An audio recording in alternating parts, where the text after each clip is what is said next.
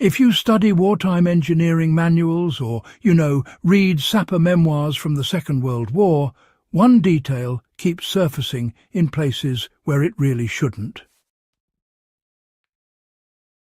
Troops describe cooking, warming their hands, even boiling water in forward areas without giving away their position. No drifting smoke column, no acrid haze clinging to the ground at dawn. For men trained to demolish bridges and clear minefields, fire was not a comfort tool, but honestly a liability, and yet sappers learned how to tame it.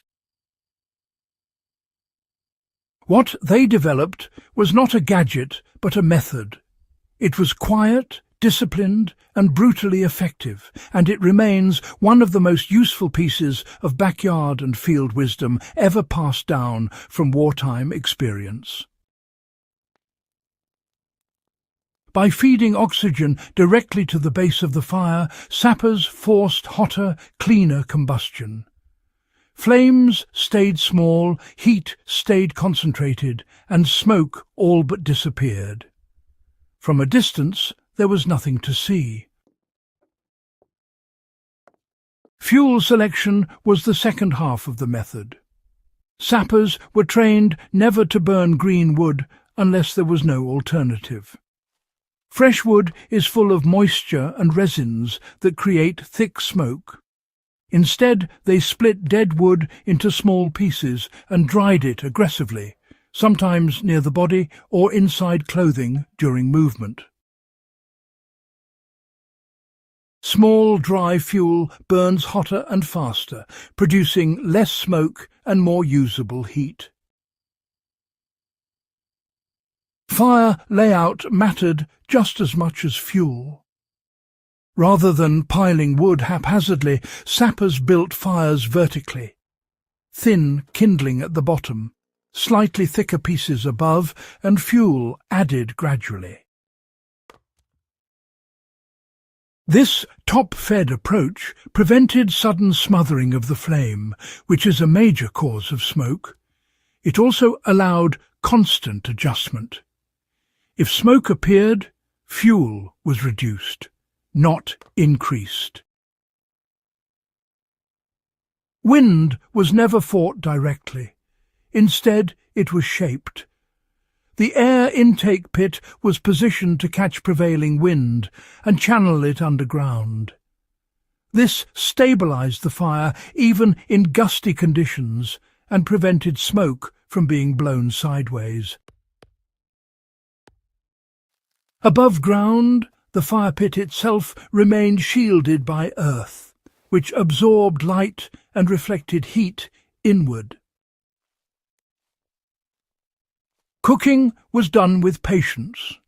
Mess tins were suspended over the pit or placed on narrow supports so they never blocked airflow.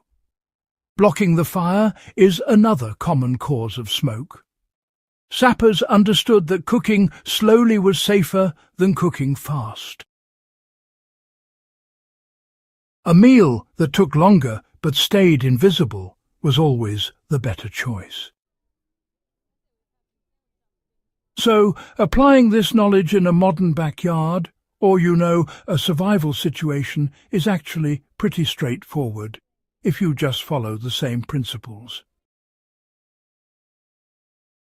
Right? The first step is digging with intention. A narrow, deep fire pit paired with a smaller air intake hole makes a dramatic difference compared to open fires. Even shallow soil works, honestly, if the pit walls are reinforced with stones or, compacted earth. So, the second step is ruthless fuel discipline. You want to use dry, split wood, no thicker than your wrist. And, make sure to avoid bark-heavy pieces and anything that's damp. If you see smoke appearing, remove some fuel rather than adding more. Remember, fire should be fed, not smothered. Now, the third step is airflow awareness. Always give the fire a clear oxygen path from below. All right?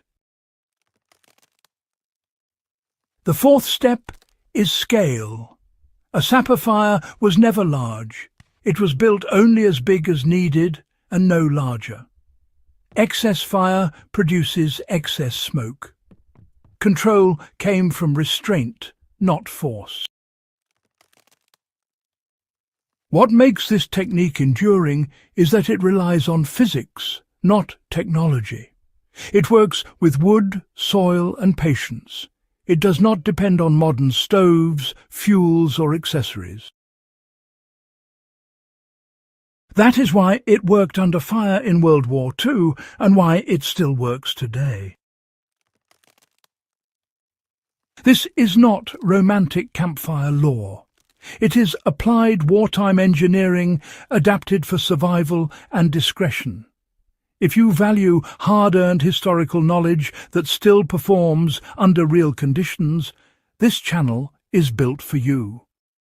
Subscribe to Backyard Wisdom for more deep, practical history, and share this episode with anyone who believes a fire has to announce itself to be useful.